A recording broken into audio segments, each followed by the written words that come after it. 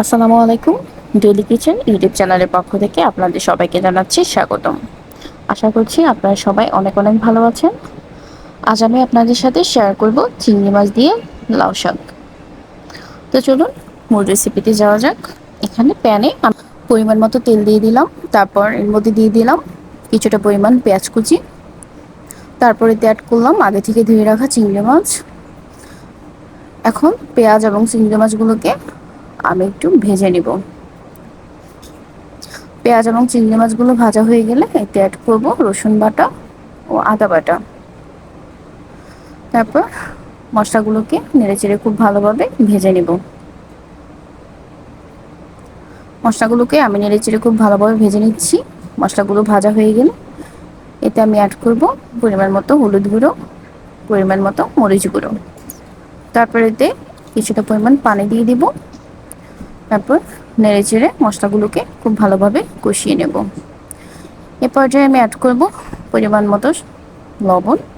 লবণটা আপনারা আপনাদের স্বাদ মতো দিবেন।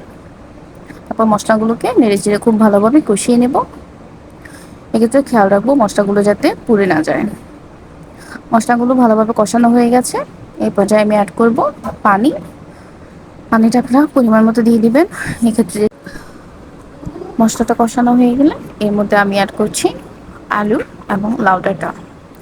আলু এবং লাউ ডাঁটাকে আমি খুব ভালোভাবে নেড়েচেড়ে ঢাকনা দিয়ে বেশ কিছুক্ষণ সেদ্ধ করে নিব। সেদ্ধ হয়ে গেলে এ পর্যায়ে আমি অ্যাড করছি লাউ শাক। শাকগুলোকে আমি লাউ ডাঁটাগুলো কিছুটা পরিমাণ সিদ্ধ হয়ে যাওয়ার পর অ্যাড করব। যদি শুরুতে এগুলো অ্যাড করতে যাই তাহলে পাতাগুলো নরম হয়ে যাবে এবং খেতে ভালো লাগবে না। এ পর্যায়ে আমি ঢাকনা দিয়ে শাকগুলোকে আরও কিছুক্ষণ রান্না করে নেব। ঢাকনা দিয়ে কিছুক্ষণ রান্না করে নেওয়ার পর এতে কিছুটা ধনেপাতা এবং কাঁচামরিচ অ্যাড করব। তারপর ঢাকনা দিয়ে নেড়েচেড়ে আরো কিছুক্ষণ রান্না করে নেব। এই তো রেডি হয়ে গেল আমাদের চিংড়ি দিয়ে লাউ শাক রান্না।